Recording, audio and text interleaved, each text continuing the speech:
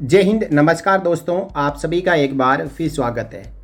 दोस्तों, जनरल बिपिन रावत उस समय के सीडीएस जो अब हमारे बीच में नहीं रहे, उनको टास्क दिया गया था कि भारतीय सेनाओं से जब सैनिक रिटायर हो जाते हैं तो उसके बाद उनको मोटे तौर पर पेंशन देनी पड़ती है और हमारे रक्षा बजट में ज़्यादातर हिस्सा है वो पेंशनर्स की पेंशन पर खर्च हो जाता है। इसलिए उस समय की सरकार, जो कि मौजूदा सरकार है, यही सरकार उस समय थी, इन्होंने ही सीडीएस का पद बनाया और जनरल बिपिन रावत को सीडीएस बनाने के बाद डिपार्टमेंट ऑफ मिलिट्री अफेयर उनको विभाग दिया गया और कहा कि आप इस पे काम करें कि किस प्रकार जो रक्षा पेंशन बजट है उसको कम किया जाए। तो उस समय डिपार्टमेंट ऑफ मिलिट्री अफेयर में काम शुरू हुआ और इसी काम के बीच एक लेटर सोशल मीडिया में सर्कुलेट हो गया जिसके अंदर काफ़ी बड़े बदलाव किए जाने को प्रस्तावित थे। उसमें सबसे बड़ा बदलाव था कि जो मौजूदा समय में 15 साल में एक सैनिक प्री मैच्योर रिटायरमेंट ले लेता है, उसके बाद 50% उसको पेंशन लागू है और जनरल बिपिन रावत की नई पॉलिसी के मुताबिक कम से कम पेंशनेबल सर्विस अर्न करने के लिए 20 साल नौकरी करनी होगी और 20 साल में केवल 25% ही पेंशन मिलेगी, यानी 50% पेंशन लेने के लिए 30-35 साल नौकरी करनी होगी।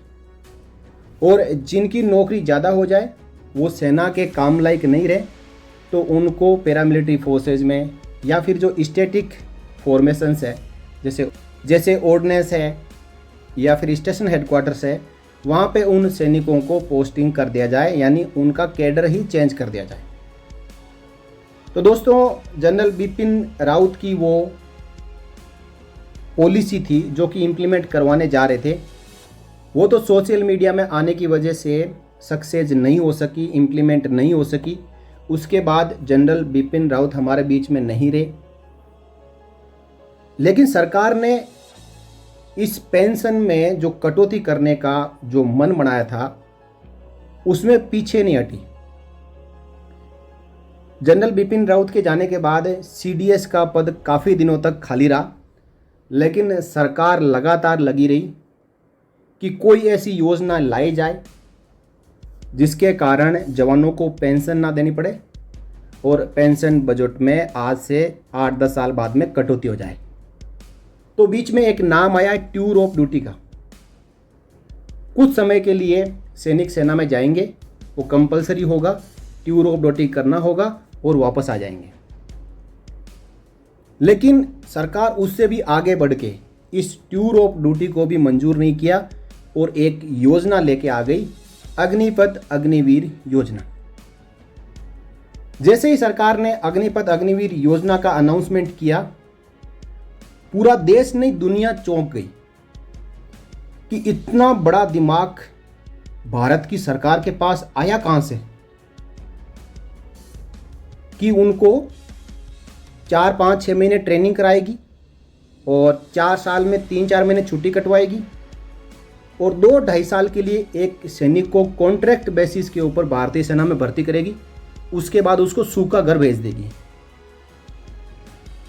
हालांकि भारत सरकार की तारीफ नहीं हुई, हर जगह किरकिरी हुई और तब से लेकर अब तक सरकार को ये अग्निपथ योजना दबा के रखी हुई है, क्योंकि इसमें जो युवा जाना चाहते हैं उन युवाओं ने मांग उठाई, धरने दिए, हंगामा किया, सरकार की कानों तक आवाज़ पहुंचाई, लेकिन सरकार ने एक नहीं सुनी। सोचा हम तो यूं ही डिसीजन लेते रहेंगे और बाकी युवा है जो सड़कों पे दौड़ते रहेंगे, कुछ नहीं होगा इनसे। लेकिन इन युवाओं ने सरकार को झुका दिया लोकसभा चुनाव 2024 में। और अब जब लोकसभा चुनाव 2024 खत्म हो गए हैं तो सरकार दौड़े दौड़े अग्निपथ योजना में बदलाव करने के लिए अलग अलग सचिवों को कभी टास्क दे रही है, कभी सेना को टास्क दे रही है कि आप फटाफट रिव्यू करके आप हमें बताएं कि अग्निपथ योजना में क्या बदलाव जरूरी है। और इसी को लेकर आप देख पा रहे हैं स्क्रीन के ऊपर एक खबर आई है जिसके मुताबिक अग्निपथ योजना में बदलाव कर सकती है मोदी सरकार। इससे पहले रीलॉन्च्ड अग्निपथ यानी सैनिक सम्मान योजना का कुछ जिस्ट है जो बाहर आया, जो सोशल मीडिया में सर्कुलेट हुआ। उसमें कुल मिलाकर 15 बदलावों की बात कही गई, लेकिन उसमें जो एज फैक्टर है उसके बारे में कुछ भी नहीं कहा गया। तो क्या एज वही रहेगी 21 साल? 21 साल से बढ़ा के 23 या 25 साल नहीं किया जाएगा? देखिए इस खबर में क्या लिखा है। 10 प्रमुख मंत्रालयों के सचिवों का ग्रुप देगा सुझाव। इससे पहले तीनों सेनाओं की जो रिव्यू कमेटी है उसने रिपोर्ट पेश कर दी है। अब उस रिपोर्ट के साथ 10 मंत्रालयों के सचिवों को जिम्मा सौंपा है कि आप अग्निपथ योजना में जो बदलाव होने हैं उनके बारे में सुझाव दें। सरकार ने अग्निवीर योजना में बदलाव की कवायद शुरू कर दी है। सरकार ने इसके लिए एक रिव्यू ग्रुप बनाया है जो अग्निवीर योजना की कमियों और सुधार पर प्रेजेंटेशन देगा। सरकार इन सुझावों को लागू करेगी। ये ग्रुप अग्निपथ स्कीम का रिव्यू करेगा। सरकार को ये भी बताएगा कि आर्म्ड फोर्सेज में भर्ती प्रोग्राम को कैसे अट्रैक्टिव बनाया जाए। ये पैनल अग्निपथ स्कीम की कमियों और सुधारों के साथ सुझाव भी देगा। माना जा रहा है कि सिफारिशों को जांचने के बाद सरकार इन्हें तुरंत लागू कर सकती है। दोस्तों खबर ये आ रही है कि 23 जून 24 को रक्षा मंत्री इन बदलावों को लेकर एक प्रेस कॉन्फ्रेंस करेंगे और उसमें फाइनल अनाउंसमेंट करेंगे कि अग्निपथ योजना में कौन कौन से सुधार होने जा रहे हैं।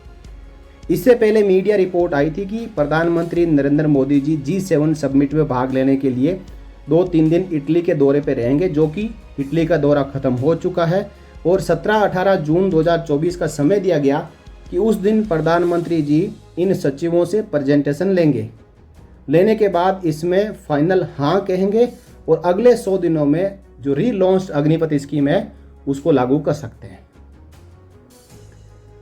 तो जो पहले बदलाव आपने देखे वो इस प्रकार थे कि 25% की जगह 60% को परमानेंट किया जाएगा। टेक्निकल जितने भी पद हैं उनको परमानेंट किया जाएगा।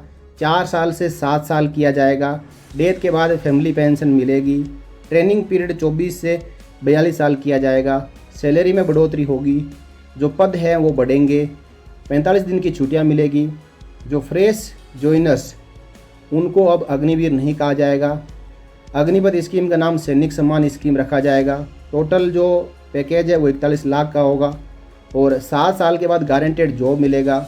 सभी सेंट्रल वैकेंसी में 15% रिलैक्सेशन मिलेगा और यदि सोल्जर की डेथ हो जाए तो एक वॉरियर का दर्जा उसको मिलेगा। इन बदलावों में जो एज में बदलाव है 21 से 23 साल करना वो शामिल नहीं है। तो अब जो खबर आई है योजना में हो सकते हैं ये बदलाव। पहला, अग्निवीर सेना भर्ती के लिए आयु सीमा 17.5 साल से 21 साल रखी गई है। इसे बढ़ाकर 23 साल किया जा सकता है, यानी नए एज ब्रैकेट के अनुसार 17.5 से 23 साल का एज ब्रैकेट होगा। इस एज ग्रुप के युवा है भारतीय सेना में अब अग्निवीर नहीं कहेंगे, जवान बन सकते हैं। और 4 साल पूरा करने के बाद नियमित सेवा में शामिल होने वाले अग्निवीर जवानों को 25% से बढ़ाकर 70% कर सकते हैं। हालांकि यहाँ पे विरोधाभास है। एक जगह कहा जा रहा है कि सर्विस 7 साल हो जाएगी, एक जगह कहा जा रहा है कि 4 साल। तो दोस्तों इसमें आप देखें कि सरकार अग्निवीरों की नौकरी 4 से बढ़ाकर 7 साल कर सकती है। अग्निवीरों की सैलरी और एक मुश्त दी जाने वाली राशि में भी बढ़ोतरी की संभावना है।